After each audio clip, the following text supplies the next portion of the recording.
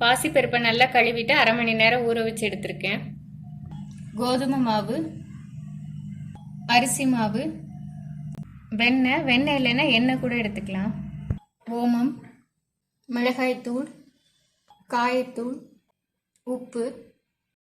பாசிப்பருப்பில் உள்ள தண்ணியை வடிகட்டிட்டு மிக்சி ஜாரில் சேர்த்துக்கலாம்.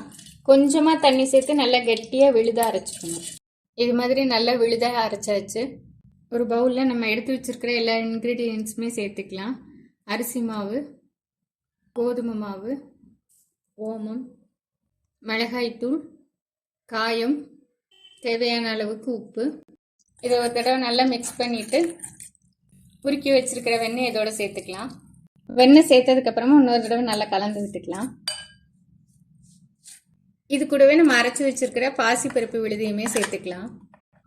சப்பாத்தி மாவு பதத்துக்கு இது நல்லா பிசைஞ்சு விட்டுக்கலாம். தேவைப்பட்டால் இன்னும் கொஞ்சம் அரிசி மாவோ கோதுமை மாவோ கூட கலந்துக்கலாம்.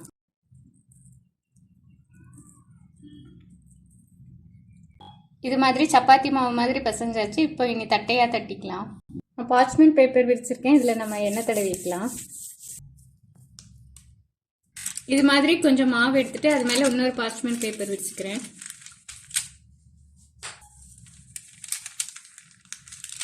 இப்போ இது நல்லா பெரிய சப்பாத்தி மாதிரி போட்டுக்கலாம். இது மாதிரி நல்லா பெருசாக திரட்டியாச்சு. இப்போ ஃபோக் வச்சு சின்ன சின்னதாக ஓட்டு போட்டுக்கலாம்.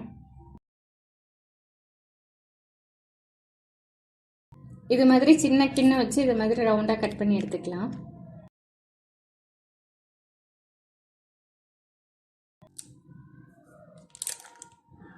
பேனில் எண்ணெய் சூடாயிடுச்சு. இப்போ நம்ம போட்டு வச்சிருக்கிற தட்டையை ஒன்றா சேர்த்துக்கலாம்.